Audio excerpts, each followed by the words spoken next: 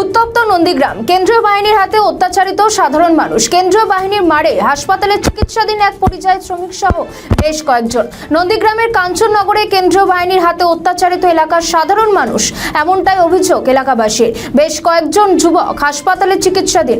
অভিযোগ, টহলরত অবস্থায় কেন্দ্রীয় বাহিনীর বাইকে করে আসা দোকানদার, এলাকার ছেলে এবং বাইরে থেকে বাড়ি ফেরা এক পরিযায়ী শ্রমিককে রাস্তায়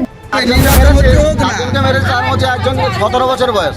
সে বাজার থেকে ফিরহান শেখ ফিরহান, এর নাম সুলতান, আরেকজন সাতরা,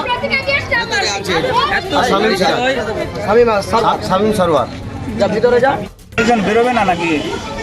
যে আরে এখন হচ্ছে অত্যাচার আরম্ভ করেছে সাধারণ মানুষ। আমরা ভোট দিতে বাড়িতে আসছিলাম,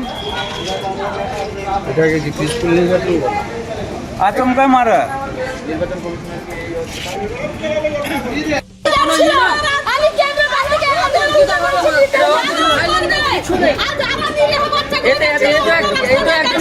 দোকান বন্ধ করে দিয়ে বাড়ি যাচ্ছে।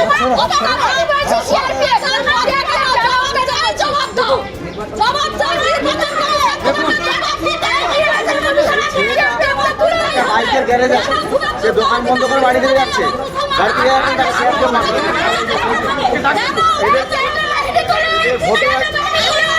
এর আগে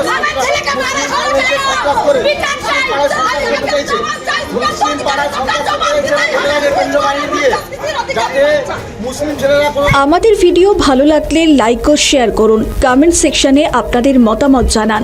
আরও ভিডিও পেতে আমাদের চ্যানেলটিকে সাবস্ক্রাইব করুন এবং প্রতি মুহূর্তে খবরের আপডেট পেতে প্রেস করুন বেল আইকন।